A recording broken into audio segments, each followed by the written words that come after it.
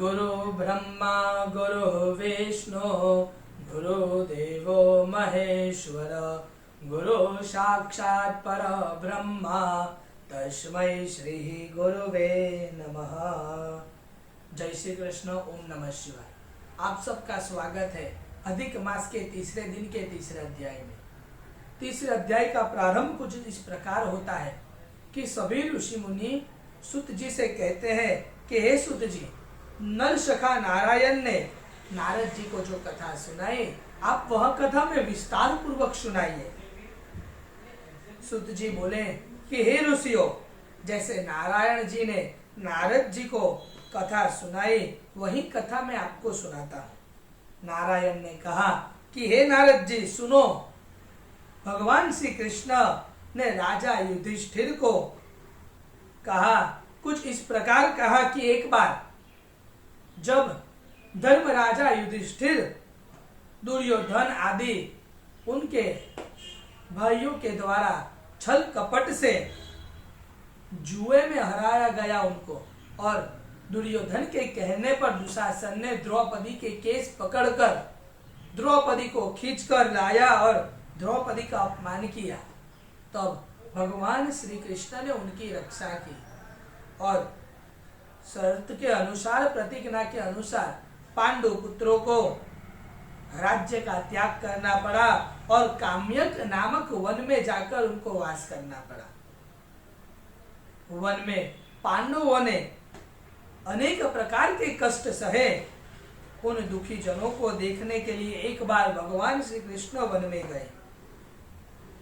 जब भगवान वन में पधारे और वन में भगवान श्री कृष्ण ने पांडु पुत्रों के दुख को देखा, तब भगवान को क्रोध आने लगा और भगवान जैसे ही भगवान के मन में आया और भगवान दुर्योधन आदि उनके सभी भाइयों को भस्म करने के लिए कोपित होने लगे। और जैसे ही भगवान का कोपित हुआ मुख देखकर दुर्योधन सभी को जैसे ही भस्म करने जाने वाले थे भगवान, तब द्रौपदी और राजा युधिष्ठिर भगवान श्री कृष्ण के चरण में गिर पड़े और भगवान से माफी मांगने लगे, भगवान को नमन करने लगे।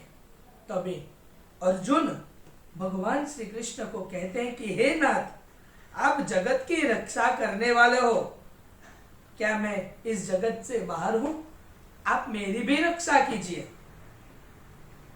आप इन सांसारिक कोपों से दूर हो जाइए। आप तो इन सभी बातों को जानते ही हैं।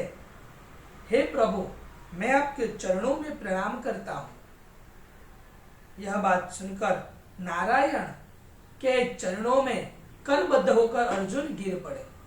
जैसे ही अर्जुन गिरे और भगवान यह देखकर भगवान का कोपित हुआ स्वभाव शांत हो गया। तभी सुत जी आगे कहने लगे कि हे ऋषियों, तब पांडवों ने भी संतोष पाकर भगवान के भयभूत मुख को फिर से खिल उठा, भगवान का मुख खिल उठा, भगवान शांत हो गए।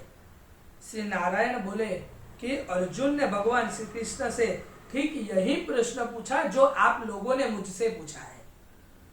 तब भगवान श्री कृष्ण ने 2 घड़ी ध्यान किया और पांडवों से कहा कि इस प्रकार का वचन जब पांडव बोले, तब भगवान श्री कृष्ण ने कहा कि हे राजन, आपने यह अनोखा प्रश्न किया है, इसका उत्तर देने में मैं अपने आप को सक्षम मानता हूं। एक बार हुआ यूं था कि चैत्रादि मास, टूटे हुए पक्ष, नाड़िया याम त्रियाम मुहूर्त, उत्तरायण दक्षिणायन, अयन वर्ष युग आदि सभी, इसके ऊपर भी नदी समुद्र पर्वत झील पालव निर्झर लता वृक्ष औषधि वृक्ष वास वृक्ष, इन सभी किसी न किसी गुण के कारण पूजनीय हैं। इन सभी के सब जो मैंने कहा वो सब मूर्तिमान है, उनके कोई न कोई स्वामी है, इसलिए वो पूजनीय है। पर इनमें से ऐसा कोई भी नहीं है हो जो अपूजनीय हो या जिनके स्वामी न हो, पर इनमें से एक है जो है अधिक मास, जिसके कोई स्वामी नहीं है, इसलिए वो अपूज्य है।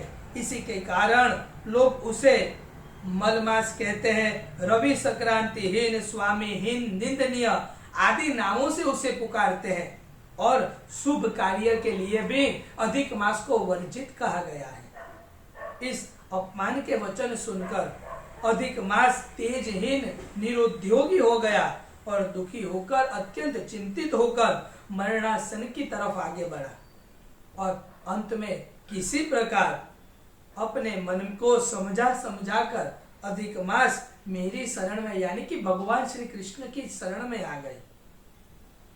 हे अर्जुन, वह वैकुंठ आया और उसने मुझे साष्टांग दंडवत प्रणाम किया। मेरे दर्शन पाकर उसने करबद्ध होकर अपने नेत्रों में अश्रु भर लिए। इति श्री बृहन्नारद पुराणे पुरुषोत्तम महात्मये अधिक मासस्य वैकुंठ प्राणायामः तृतीयोऽध्यायः। बोलो पुरुषोत्तम भगवान की जय।